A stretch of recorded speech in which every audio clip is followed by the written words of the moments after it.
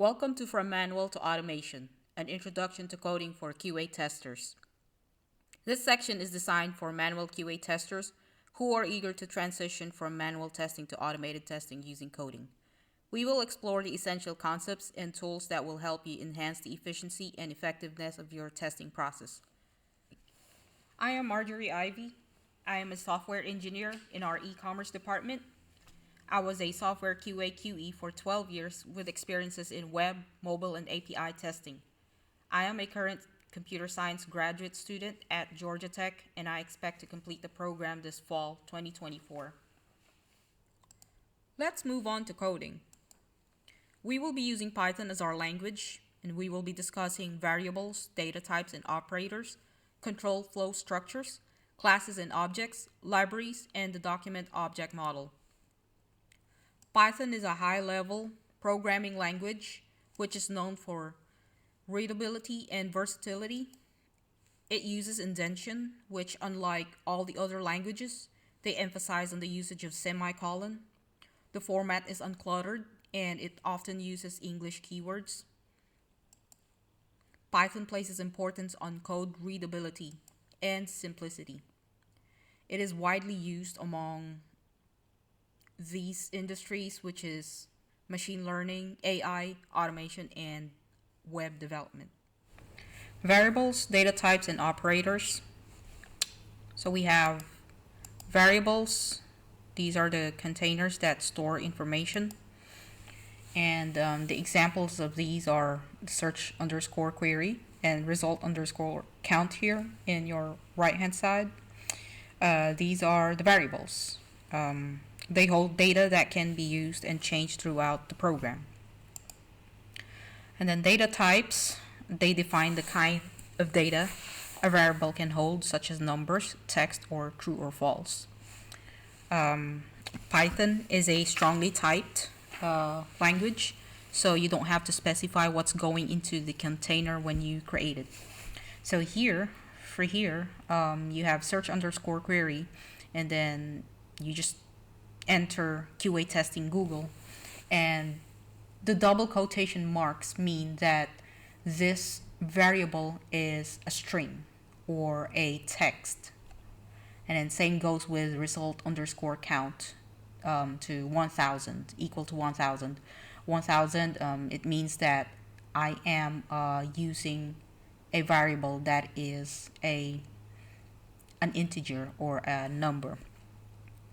Now, the reason why we're emphasizing this is because in JavaScript or C# or Java, they have to specify what type of data type they are using. Like they have to use str or string as a variable. They have to initiate here string and then search query. But for Python, you don't have to do that. You just have to use a double quotation mark if you are sure that your variable is a string, and if not, then use this. Don't use the double quotation mark. Operators are the symbols or keywords that perform operations on variables and values. So in this example here, you will see total underscore results. The result count plus 500 would be equal to 1500. So you can use arithmetic operators here. You can use a comparison operators, equal to, not equal to, greater than. The comparison operators are being used in like conditional statements like the if and else. I'm going to discuss that in the next slide. Logical operators and or not. They are also being used in those control flow structures. So the control flow structures, the if statement, it makes the decisions based on the conditions. Else clause is an alternative path when the initial condition is not met. So for example, we have a result count here that is equal to 1000. Our condition is if result count is greater than 500, where would it go?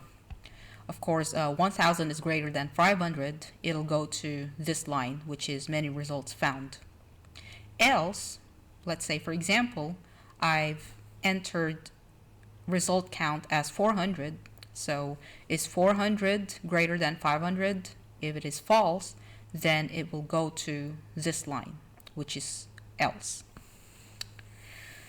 Else if checks multiple conditions. So if you have multiple conditions, like if you wanted to have if result count is greater than 500, and then else if result count is equal to some number, and then you will perform the expected conditions here. And then there's loops, for loop. It repeats the block of code. Classes and objects. From the QA perspective, the classes are predefined set of rules or instructions for creating a specific types of test scenario or test case. Objects represent a specific occurrence or scenario you wanted to test. Methods are a series of steps to navigate throughout the test, then verify the result.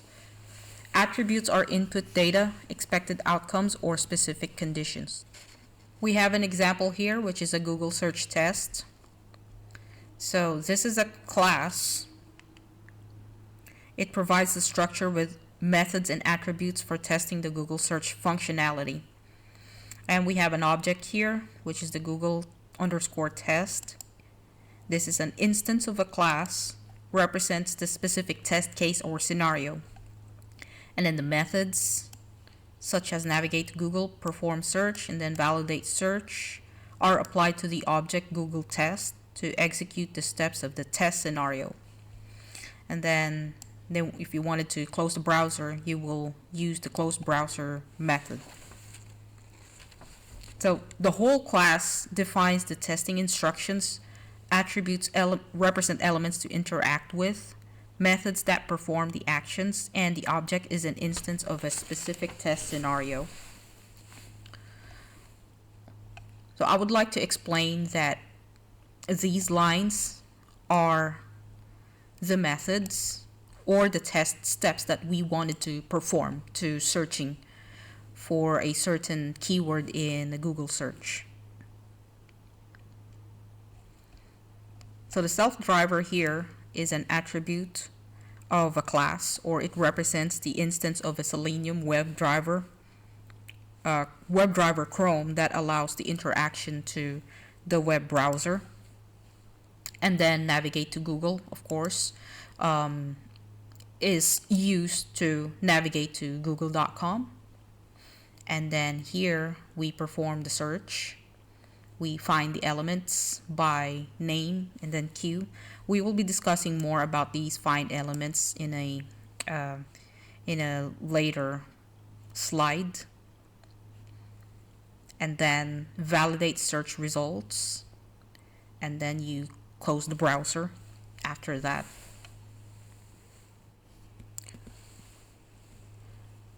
Libraries are a pre-built set of instructions that we can use without having to dive into the details of code every single action when interacting with a web browser. So in this case, we are going to use Selenium as a library. We do not have to reinvent the wheel because these are ready-made solutions. And Selenium is our main testing tool that we're going to use, especially for web automation. They have ready-to-use commands that simplify tasks like opening a browser. And then, of course, there are methods that Selenium is using. So, by locates elements, and then find element, it locates the single web element. And then send keys, types a text or a number in an element or in a text area. And then click is to click an element. I had been talking about elements earlier in my earlier slides, and what are these elements? So in this page, Google search page, as you can see, you will see the links about, and then store, and then the Google logo, and then the text area, and all these buttons here. These are called elements. So in order for us to be able to access these elements, we have to know what is a document object model. So a document object model represents the entire HTML or XML document. It also serves as an interface to access all the elements that we need to interact with. Going back to our code, we see that, let's say for example, we have the perform search here. It shows the search box, which is my variable, and then self driver find element, which is find element is a function or a method that is coming from Selenium. And then by name, by.name, this is also coming from Selenium, and then Q. So this means I am accessing an element by the name of Q. How do I find that in the Google? So let's go back to the window, to the Google search. We right click on the text area, and then we inspect. And then we have here, it takes us automatically to the text area. So you will see a lot of things or a lot of names that Google had been using. So the only stable unique identifier here would be the name right here. So you see its name. That's why I used name as the element name of the perform search. And then what about the button? So for the search button, you have to also do the same thing like I had done earlier, which is you go here and then you right click and then inspect, and then you will see the button here. This is the input class. The name here is BTNK, which is BTNK here in my element, and then you click on the button. So let's try to go ahead and perform the automation.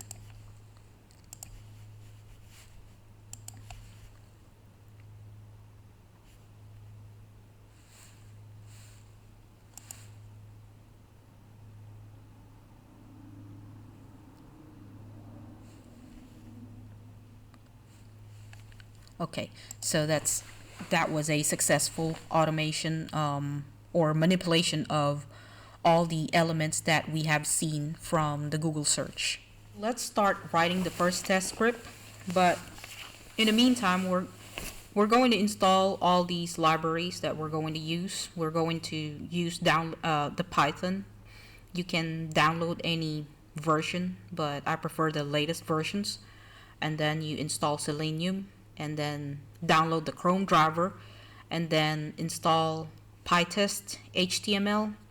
PyTest HTML is a reporting tool for Python tests, and I had been using Visual Studio as my IDE.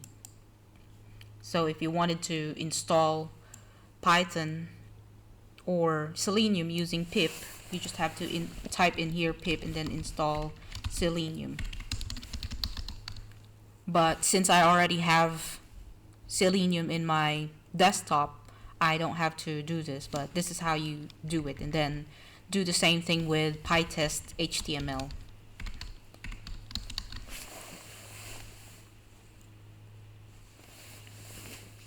So we're going to write our first test script.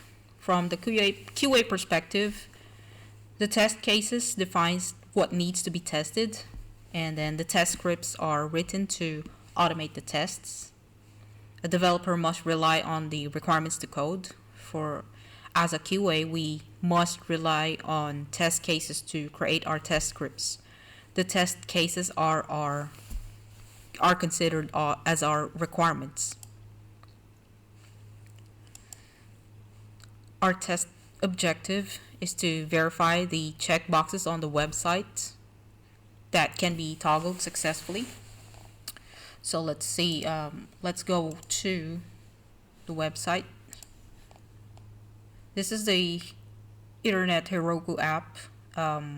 This is a handy website that can be used by any QAs if they're going to practice on test automation. There's a bunch of examples here that can be used.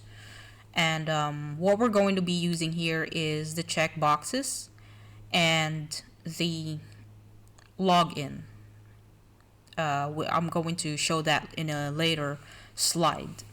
So on the checkboxes, we wanted to make sure that so by default these checkboxes are unchecked, or let's say checkbox 2 is checked and then checkbox 1 is unchecked.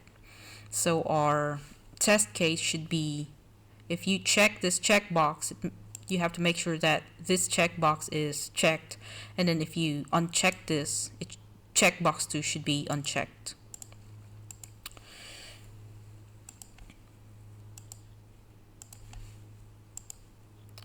So this is our manual test case. The test steps is to verify the page elements. So we confirm that the page contains 2 checkboxes, which is correct.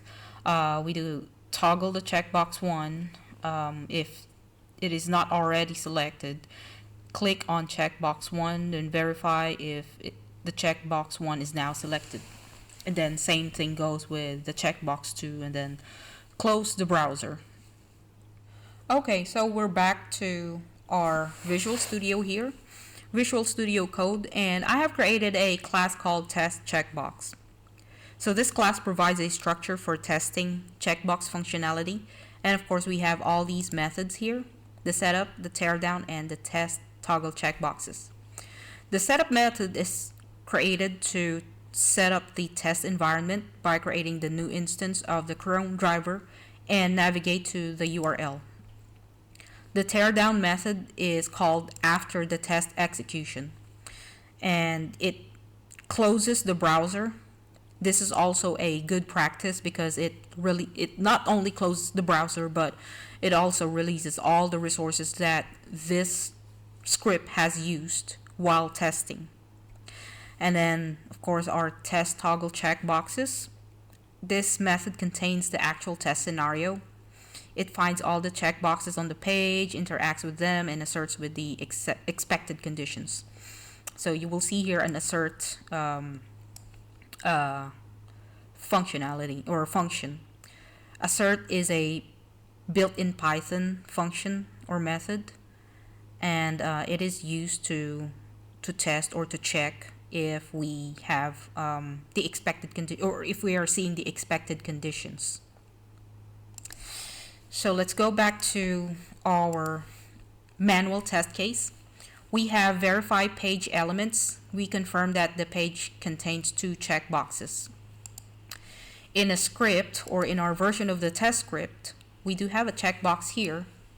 So this is our variable, and to make sure that we find all the elements, we store all the elements into the checkbox, and then we wanted to make sure that the length or the size of the checkboxes that we have seen is equal to 2.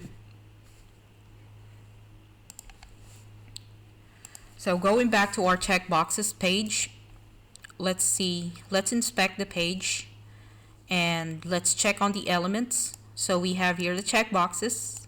The input type is checkbox here, and then another checkbox here. So you've got 2 checkboxes that needs to be saved or stored in a variable called checkboxes. How does that work?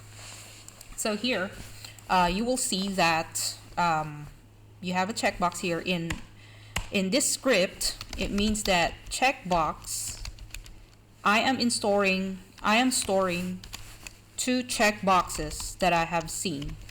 Checkbox and then another checkbox, because these are the inputs, or yes, these are the inputs that we have seen from the inspect elements earlier. And then here, checkbox and checkbox, these are represented by 0 and 1. So this is 0, and then this second checkbox is represented by 1. Now, in order for us to manipulate these checkboxes, we would want to store it in a separate checkbox variables. So this is the reason why I have a checkbox 1 and a checkbox 2 here. So these are the representations of the checkboxes that we have seen. So checkbox 0, this means that I am accessing this first checkbox, and then checkboxes 1 because I am accessing the second checkbox.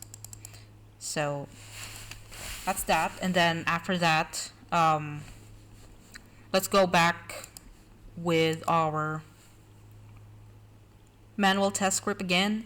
It says here that if the checkbox is not already selected, click on checkbox 1. So here, if not checkbox is selected, checkbox 1 click. So this is what the manual testing script means. And then for the checkbox 2, toggle the checkbox 2. So if checkbox 2 is already selected, you click on checkbox 2 and then verify that the checkbox is now deselected. So here we go again. We have a checkbox 2 is selected. You click on the checkbox. Now these are our validations. So if the checkbox 1 is selected, then CB1 should be checked, and then assert not checkbox is selected, CB2 should be unchecked. Our next objective is to handle test data. So our manual test case would be to verify that the login page on the website login functions correctly for valid and invalid login scenarios. Our test script or test case is to verify page elements. Of course, we are going to confirm all the elements that are there and then perform the login. We enter the provided username and password into the respective input fields by using this test_data.json. What does this mean? So when I was a new QA, I had the habit of entering my username and password in my test script. That is a bad practice because it would make your test script unmaintainable.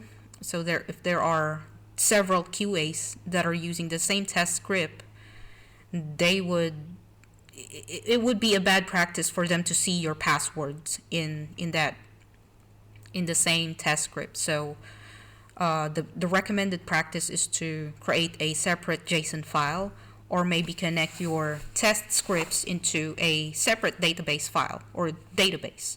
So you can just pull all your information from there, all the private information, all the API keys if you have one that's needed to be used for testing, and that would be a good practice.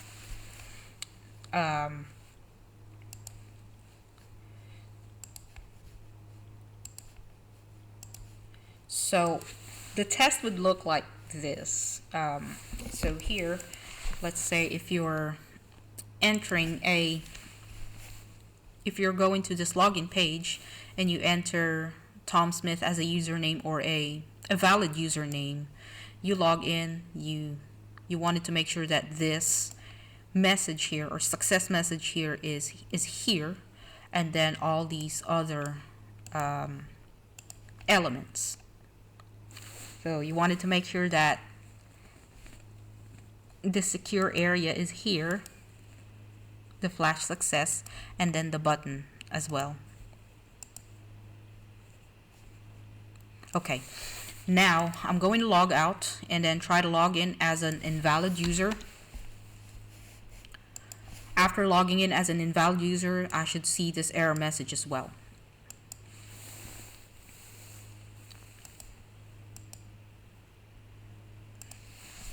So here in Visual Studio, I have created a similar class test login page that has all the login test cases.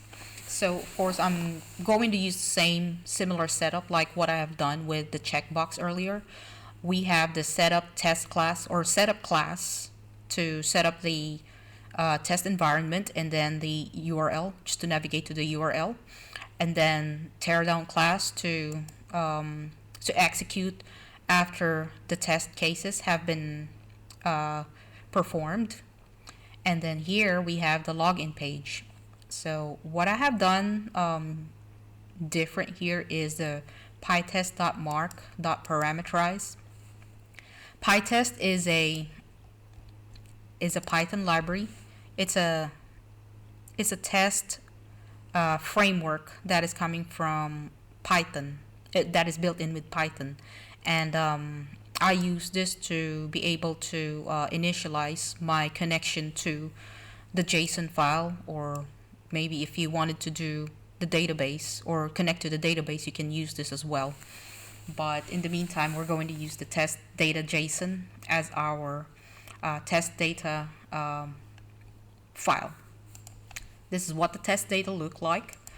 You have the username here, and then the password, and then the expected results of what you're going to expect on that flash success message or error message. So here we're going to find the username, the password, and the login elements.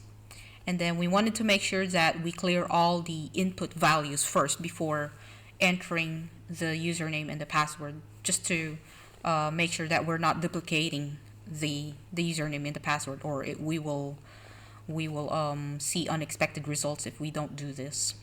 And then of course we enter the test input, which is this one. So test input is the variable that is coming from the parameterize, and then the username is the field that is coming from the test data JSON.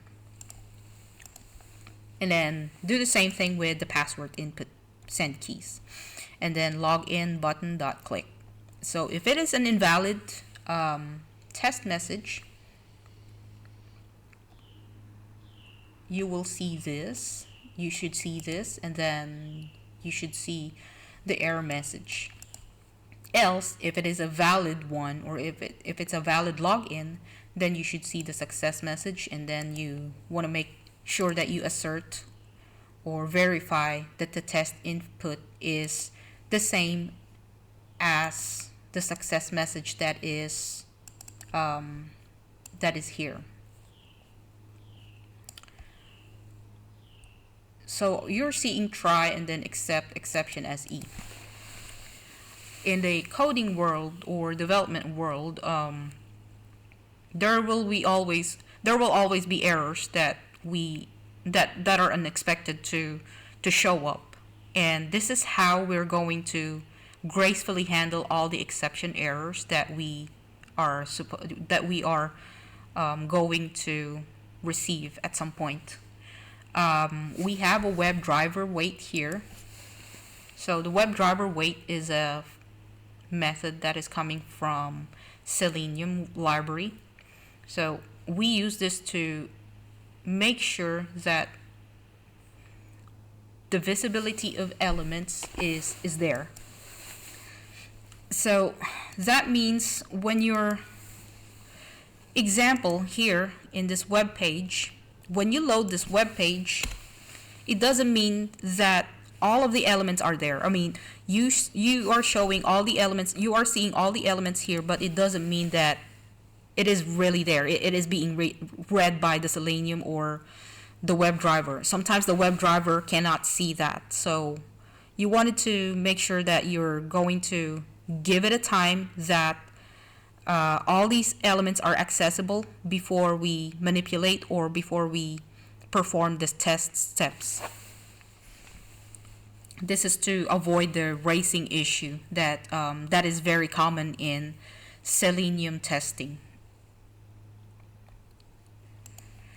So let us try to run the test case.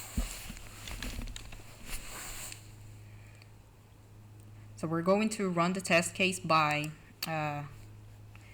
using the PyTest HTML report.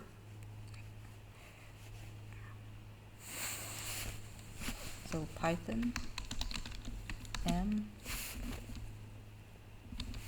PyTest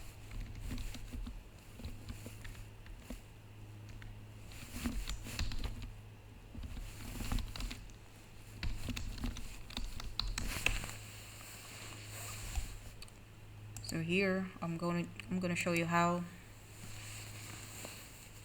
it's going on. Okay, so the checkbox is already performed, and then here we go with the login page, and then that's it. So 3 have passed, and we're waiting for it to be done. Okay, so that is done already. Now we're going to look at how the report would look like.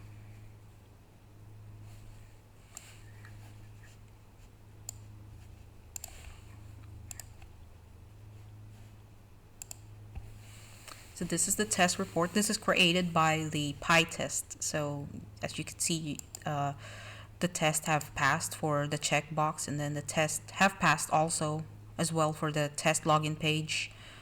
Input 0, that means it's the invalid invalid login, and then this is the valid login. So we're going to select the right tools. So Selenium is a robust testing framework for automating web browsers, and it also supports multiple programming languages, which is Python, Java, C# and JavaScript, and facilitates cross-browser testing. Mocha plus Chai is a testing framework that provides structured environment for test creation and execution. This is commonly used with I would say that this is a competitor of Selenium, because there's a lot of teams that I've heard that are using Mocha and Chai to do their testing, and then but this one would require you to use JavaScript. And then Appium. Appium is an open source tool for automating mobile applications. It allows for testing on both Android and iOS platforms using a single code base. So I had a use case before where I had to test a mobile app where the code base is written in C#. So most of my teammates were C# developers, and so I had to learn C# for that, and I was able to use Appium for that purpose. But iOS and Android has their own respective test framework, which is Espresso for Android and Swift XCOI test for iOS. For these test platforms, you have to learn at least Java and Kotlin for Android Espresso, and then Swift for XCOI test, which is for iOS. So for the data pipelines testing, we've got a bunch of data pipelines testing to use. We've got Great Expectations.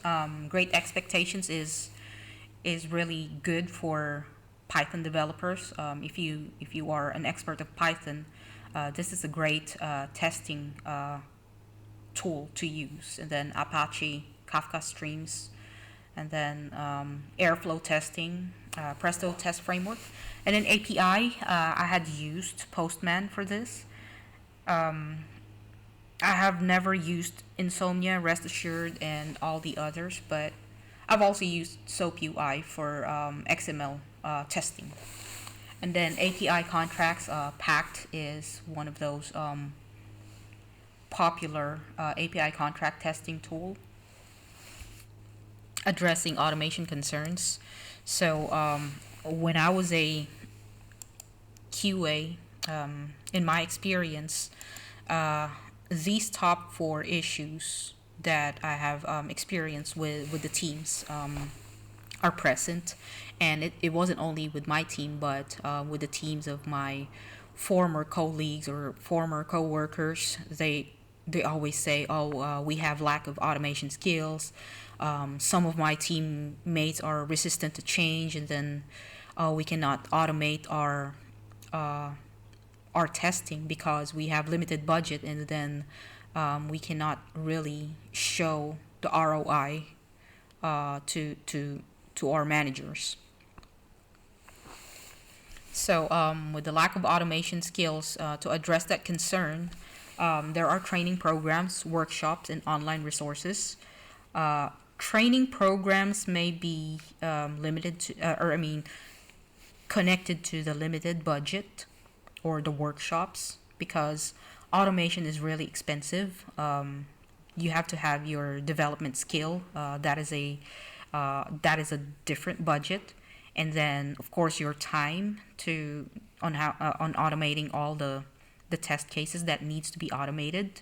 That is another expense, and some tools that you need, licensing. That is that is a budget issue. So next is for resistance to change. There are teammates or former teammates of mine that were very resistant to change. It's because they could not grasp the automation or the purpose of the automation. It could be because the system that they had been using were very old, and it doesn't conform with the modern technology or modern systems that we are currently using. So to address that gap, you have to have an open communication about the benefits, and you have to address the concerns. And then it automation does not take away manual testing. So there will always be manual testing in there because there are some tests like exploratory tests that are not automated or not being automated. So before you are able to make the exploratory test repetitive, you have to do a manual test first before you automate something or you automate your testing. And then, of course, limited budget. Prioritize automation efforts based on critical test scenarios only. Explore open source tools and leverage free training resources. So the demo that I have shown you are open source tools. So we have Visual Studio Code. This is an open source tool, IDE. It's very easy to use. You don't need to have a license for that. And then Selenium, you don't need to have a license for that. You just have to download it and then install it in your system. Python is free, and all the other libraries that it has. Measuring automation ROI, you need to define the clear metrics for success, such as reduced testing time, increased test coverage, and fewer post-release defects. So again, thank you for listening to my tutorial, and I hope that you have learned from this tutorial.